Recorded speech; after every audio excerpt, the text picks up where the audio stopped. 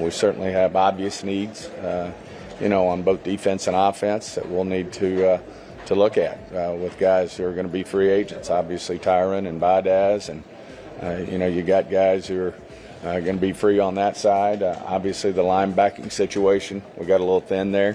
What Mike's vision is for Micah.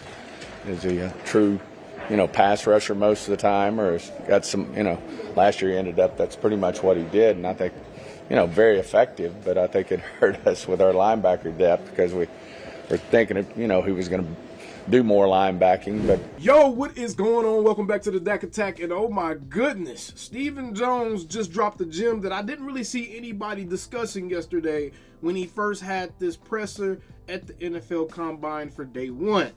We heard there Stephen Jones allude to the fact that the front office was under the impression that Micah Parsons would not be used the way that he was used last season. Micah was mainly used as a pass rusher more than he ever was in his NFL career. His rookie year, it was about a 50-50 split. I want to say his second year was about an 80-20 split or a 70-30 split. This past season, it was probably like a 90-10 split as far as his positional snaps at linebacker and at defensive end and pass rushing the quarterback. There, we just heard Stephen Jones kind of drop on us that, hey, the front office was kind of taken back by this as well, and that may be why they didn't address the linebacker group the way that we would assume they would, is because they thought that Micah Parsons would be used more as a linebacker. I'm not letting him off the hook at all, but him saying this and then Micah saying what he said shortly after the Green Bay Packer loss. And people saying, well, why didn't you go to linebacker? Because, they said you could stop the run. Well, guess what? The packages are in for me to go to linebacker. There's multiple packages, multiple variations, but I can only play what it's called. Whatever they're calling, whoever personnel they're putting on, I'm not putting out personnel. I'm not putting out the calls. Nothing's coming from me. So you could put that and put that wherever you want to be or wherever you want to put it, but they're not coming from me. The packages are in. I've even told multiple players, coaches, that I'm very fine playing linebacker in playoffs if that's what y'all want me to do. I just want to win. And you can ask any coach, ask any player that. It's a God-honest truth. See, this all makes me believe the conspiracy theory that Dan Quinn sabotaged the Dallas Cowboys. He had his mind so set on going to another team so he could run his own organization again, his own outfit, that at a minimum, he was exhibiting negligence by not using his main chess piece as such. If Micah Parsons is okay with being put in a position where he can have more of an impact on the game outside of just rushing the passer, if he's okay with it and the front office was thinking that that's how that guy was going to be used, then how does that disconnect happen where you have this side on one page, this side on one page, but the guy in the middle supposed to be connecting all that is completely going rogue? So yeah, sayonara Dan Quinn, it's whatever, bro. Every time we see the Washington come loaders, I hope the Cowboys hang 50 on their heads. Outside of that, we also got some interesting news about the Dak Prescott contract extension, but you can't get any information from Stephen Jones because I don't know if the whole trying to use David Moore to lash out at Dak Prescott and try to get the fans to crusade on behalf of the organization so they can pressure players into taking a lesser deal. I don't know if that whole plan backfired in their face or what, or if they just genuinely wasn't actually sitting down at the table yet and wasn't having contract talks yet, like it was actually reported a couple of days ago. I don't know which one of those things are true, but Stephen Jones ain't about to talk to us about the contract extension. He ain't about to talk to us about the negotiation. He ain't about to talk to us about what they want to get. He ain't about to talk to us about none of that, because I think that he gets the idea, and the Cowboy organization might get the idea, that a lot of the fan base just ain't going for this stuff no more. And we don't want to hear from you, bro. We are not your ally. We love the Cowboys. We don't like the Joneses. Where do you stand with Dak and his status? yeah, we won't be expounding on those type of things with our negotiation. I mean, that's obviously something, as we move forward, hopefully we'll continue to make progress and communicate, but it's not going to be something, sorry to tell you guys, but we're not going to be giving reports on how things are going. But yeah, he did say, though, he wants to get extensions done with all those guys. He did mention that he doesn't picture the Cowboys, he doesn't picture a future with the Cowboys without Dak Prescott being the starting quarterback. So, yes, all signs point towards Dak will be back. So all the Dak haters, just go ahead and cry right now, get it out your system, because you're still going to be rooting for that man come next season if you call yourself a Cowboy fan. And if you're not, hit the road, Jack. Don't come back no more. But a projected contract has come out for Dak Prescott via SportRack.com. And SportRack is essentially a website that keeps account for all the players' contracts. It keeps account for all the nitty-gritty details, the guarantees, the valuations of the player, project how much they probably will get paid on the market. It's a very as close as accurate as you can get to projecting how much money someone is going to sign a deal for type of website, right? So this website has actually recently put out an article that is showing Dak Prescott signing a 3-year, $180 million contract at $60 million per year. That to me means that Dak feels like he's going to be playing at a level still within the next 3 years where he can sign another contract for a market-setting type of deal, because otherwise we would have saw a longer kind of deal get signed, like a 5-6 year type of deal that takes him to about 36, 37 years old. This deal lets me know that Dak and his agent feels like they'll still be able to capitalize. When he turns 34, he's going to be playing at a high enough level where they'll be able to capitalize off of another market setting type of deal or another top of the market type of deal. And that would be the only reason you sign this type of contract, especially since this contract firmly puts him with all the control yet again. And I don't blame this man. He was the only quarterback in Cowboys franchise history to get franchise tagged, and they did it to him twice. I would be trying to get the Joneses for every single penny they own as well. I am not crusading on their behalf, and I'm not going to tell any of these players to take a hometown discount. At the end of the day, we see all these other teams, the Howie Longs, the Kansas City Chiefs, all these other teams, the Baltimore Ravens, we see all these other teams able to sign guys and then bring other guys in, make moves when they need to make them. The San Francisco 49ers, the Los Angeles Rams. I can keep going and keep going and keep going. At the end of the day, GM and making the numbers work and worrying about salary cap, that is your job, Stephen Jones. It ain't our job. Stop talking to us about the salary cap. Make it happen, cap boy. We don't want to hear it. That's what the point of being a GM is. If it's too hard, sign a guy that's actually supposed to be in that damn position. Point blank, period. I'm not going to fight on behalf of the Joneses, and I'm not going to tell any of these guys that they shouldn't get every dollar that they should get from them, especially when a lot of you guys that are saying that Dak needs to take a hometown discount, y'all only saying that about the quarterback. What sense does it make for the guy playing the most difficult position to be the only person looked at as to be needing to take a hometown discount? Haven't heard any of y'all say that about CeeDee or Micah, and both of them have made it very clear they trying to break the bank, and nobody had a word to say. So stop the pocket watching.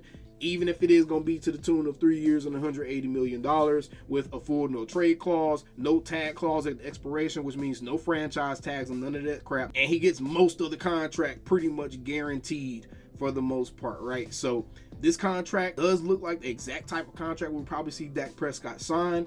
This would open up a lot of salary cap if he was to sign an extension, and depending on how they structured the deal, it could position the Cowboys to have even more cap space than we thought they were going to have originally. Who knows? No, I'm not reporting that Leighton Vander Esch is retiring, but I'm essentially reporting that Stephen Jones is alluding to the fact that he may be telling us he's probably going to have to retire. Stephen Jones was able to give updates on Trayvon Diggs and DeMarvion Overshown as far as how they're progressing in their injuries, as far as their timing with coming back. He was able to say that they look good and they're ahead of schedule. They probably won't start camp on the PUP list, which is a good sign, right? He did not, however, want to comment on Leighton Vander Esch, at all. He kept it very, very short, very, very brief, and just left it to he'll let Leighton discuss with us what his injury situation is and what the next steps are. Vander, do you have a resolution with that? You're just not ready to tell us? No, we'll just let Leighton will speak to that. It's certainly an injury issue with him. That he's getting his hands around, and let him speak to that. Something like that lets me know that this is a very serious injury. It's another neck injury. I think he has had multiple neck injuries now.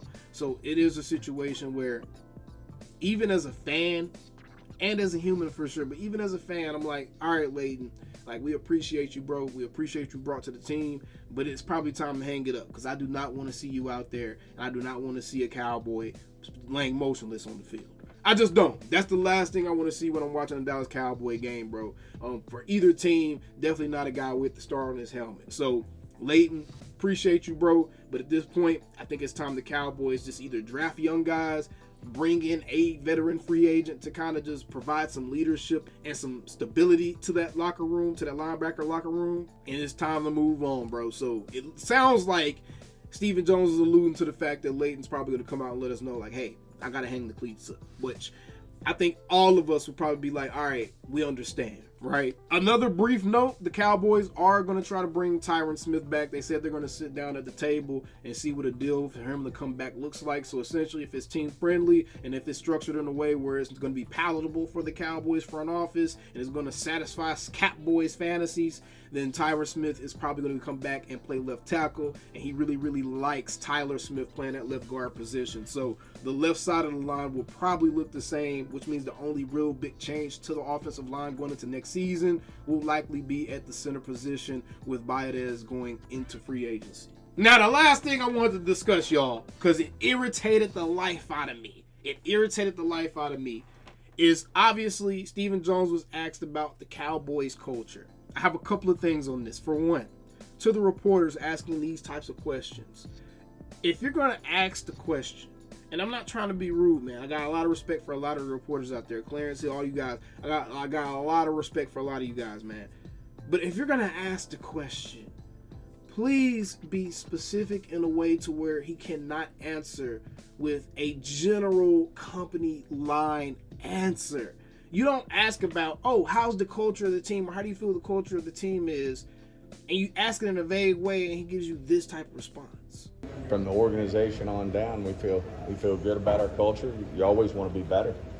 I will say that. I mean, if you're not, if your results aren't winning the Super Bowl, I think everybody's saying, how do you ultimately be the last guy standing? But I think overall, between, organizationally, between, our coach, our personnel department, I think our leadership on our team's outstanding. So, you're always going to have somebody who's, going to say something, that's not, that might be, hey, that's their particular thought process on why we may have come up short, but I don't think in general, personally, I don't think it's an issue. You see, he didn't really say anything right there, y'all. He didn't give us anything. He was able to just skate past talking about any specifics, talking about who said what, why they would say it, instead of just asking, how do you feel about the perception that the culture of the Cowboys is soft, or the culture of the Cowboys is more concerned about the brand over the product on the field? Or how, be specific in a way where if he avoids the answer, or if he avoids the question, it's very obvious he doesn't want to broach that topic. Because if you give him a vague, kind of like a softball type of question, he's going to give you a vague softball answer back. So I didn't like the way that the question was asked, but I also hate the fact that Stephen Jones he's just acting like everything is just honky-dory in Cowboys land. Oh, we won 36 games. Nobody cares, Stephen. We don't care about no 36 games, man. We don't care. Give us 3 or 4 games in the playoffs, man. That's what we care about. Don't bring up regular season wins. That's not going to make anybody feel better. It's going to make you sound tone deaf. And the issues that I see with the Joneses just in general, they seem out of touch. And they seem just very complacent with mediocrity. Like, mediocrity doesn't chap this dude's high. None of these dudes look mad. None of these dudes look frustrated. None of these dudes like they ready to do something crazy. They don't look like they're ready to go all in. Stephen Jones essentially said, Jerry feels like he's going all in every year. I've never known Jerry not to be all in any given year. But, certainly, we've got a great team put together. I think, the last 3 years, won a lot of football games, I think 36. So we got played lip service, y'all, and we knew it was. That's why I didn't make a big deal about that. But we knew it was, right? I'm just irritated with the Joneses. I'm just tired of seeing Stephen Jones. I'm just tired of having to say we still them same damn Cowboys, man. Take it away, Pastor. Calling me, texting me, paging me, asking me, am I still them boys? Y'all usually check on me. Listen. I'm still them boys. Woo, oh, shut up, my boy. Hey, I'm still them boys.